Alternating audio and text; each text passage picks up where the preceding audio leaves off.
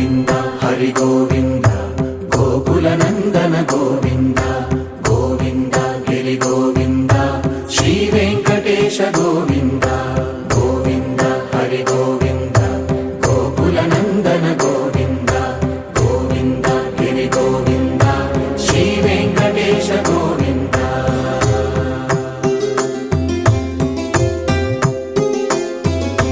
భృగుముని పూజిత గోవింద భూమి యజ్ఞ ఫల గోవింద వికుంఠ విరక్త గోవింద వెంకటగిరిహిత గోవింద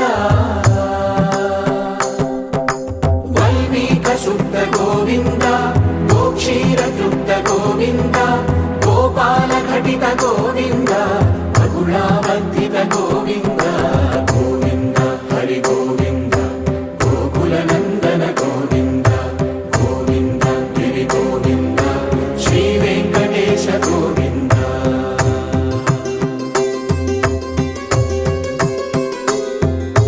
మృగయా వినోద గోవింద మద గజ మదహర గోవింద పద్మా ప్రేమిక గోవింద పరిణయోత్సుక గోవింద కుబేర కృపాత్ర గోవింద. మూర్తులలో ఒకరైన సృష్టిపాలకర్త అయిన మహావిష్ణువు మంచి చెడుల మధ్య సరిచేసే సమయంలో మహావిష్ణువు 10 దశావతారాలు ఎత్తడం జరిగింది. అందులో నరసింహస్వామి అవతారం ఒకటి. హలో వ్యూయర్స్, నమస్తే, welcome to Tej blogs. Govinda Hari Govinda కార్యక్రమానికి స్వాగతం సుస్వాగతం. నంద్యాల జిల్లా బేతంచెర్ల మండలం ఆర్ఎస్ రంగాపుర గ్రామం దగ్గర శ్రీ మద్దిలేటి లక్ష్మీ నరసింహస్వామి వారు భక్తులతో పూజలు అందుకుంటున్నారు. ఆలయ స్థల పురాణాల ప్రకారం రోజు ఆనంద సమయంలో లక్ష్మీదేవితో నరసింహస్వామి వారు పాచికలు ఆడి ఓడిపోయారట. విజయగర్వంతో నరసింహస్వామిని అమ్మవారు అవహేళన చేయడంతో ఆ అవమానం భరించలేక శాంతమైన స్థలంలో కొలువు తీరాలని నరసింహస్వామి వారు నిశ్చయించుకున్నారు. అలా నల్లమల్ల అడవులను సందర్శించి చివరికి యాగంటికి చేరుతారు. దేవాది దేవుడైన మహాదేవునికి మరియు పార్వతీదేవికి సలహా అడుగుతారు. మహాదేవుని ఆదేశానుసారం నరసింహస్వామి వారు మద్దిలేరు వాగు పక్కన కొలువు తీరాలని నిర్ణయించుకుంటారు. మద్దిలేరు వాగు పక్కన 3 కిలోమీటర్ల దూరంలో పట్టణానికి చెందిన కన్నప్ప దొర అనే రాజు పరిపాలించేవాడు. ఆయన ప్రతి శనివారం వేటకు వెళ్ళేవారు. ఒకరోజు వేట నుంచి తిరిగి వస్తున్న సమయంలో అలా మెరుస్తున్న ఉడుమును పట్టుకోమని తన సైనికులకు ఆదేశమిస్తారు. మళ్ళీ పుట్టలేకి దూరడంతో భటులు పట్టుకోలేక వెనక్కి తిరిగి వస్తారు. రోజు రాత్రి సమయంలో రాజుకు కనిపించి ఈ సమయంలో ఉడుముతో కనిపించింది నేనే అని చెబుతాడు.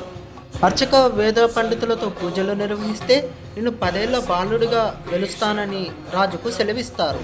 ఆ రాజు పూజలు చేయడంతో నరసింహస్వామి వారు ప్రత్యక్షమై భక్తుల కోరికలు తీర్చేటందుకు వెలిశానని మాయమవుతాడు. పేరు పక్కన కొలువు తీరడంతో మద్దిలేటి స్వామిగా మద్దిలేటి లక్ష్మీ నరసింహస్వామిగా నిత్యం భక్తులతో పూజలు అందుకుంటున్నారు.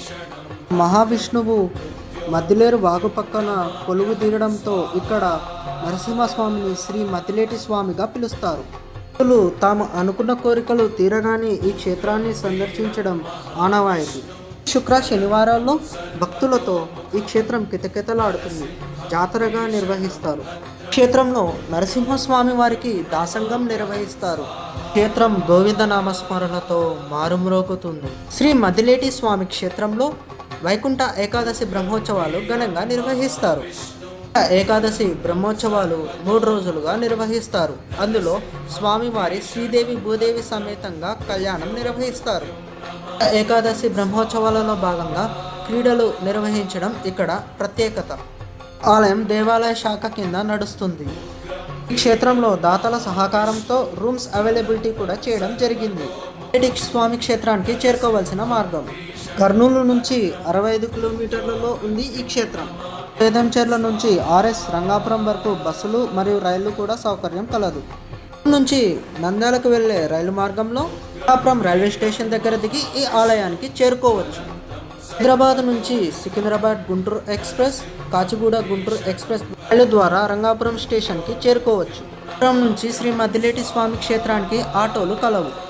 దానికి సొంత వాహనాలు లేదా ప్రైవేట్ వాహనాల ద్వారా కూడా చేరుకోవచ్చు. మీకు ఈ వీడియో నచ్చినట్లయితే లైక్ చేయండి, షేర్ చేయండి, సబ్స్క్రైబ్ చేయండి.